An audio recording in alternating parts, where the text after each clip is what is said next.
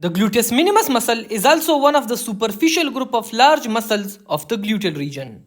This is a fan-shaped muscle. As you can see, the shape of this muscle resembles the blade of the fan. Other muscle that is fan-shaped in nature is the gluteus medius muscle.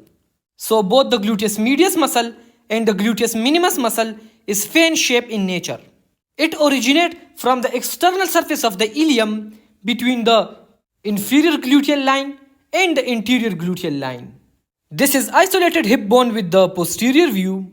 This highlighted green is the ilium part of the hip bone. Now, this is the internal surface of the ilium bone, and this is the external surface of the ilium bone. And on the external surface, this is the interior gluteal line, and this is the inferior gluteal line.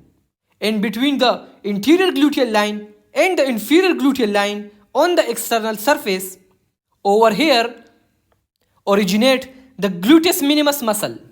After origination, the fibers of the gluteus minimus muscle converge inferiorly and laterally to form the tendon and insert on the greater trochanter of the femur bone. This is the greater trochanter of the femur bone. And this is the point of insertion of the gluteus minimus muscle on the greater trochanter of the femur bone. The gluteus minimus muscle is innervated by superior gluteal nerve. There are three main actions of the gluteus minimus muscle. First one is the abduction of the femur at the hip joint. And since this muscle passes over the hip joint,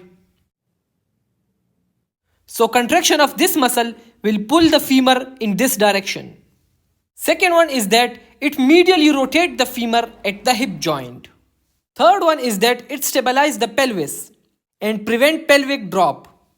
This is Trendelenburg sign, which I explained in the gluteus medius muscle video. Next, I will give you a quick overview of the superficial group of large muscles of the gluteal region. Thank you.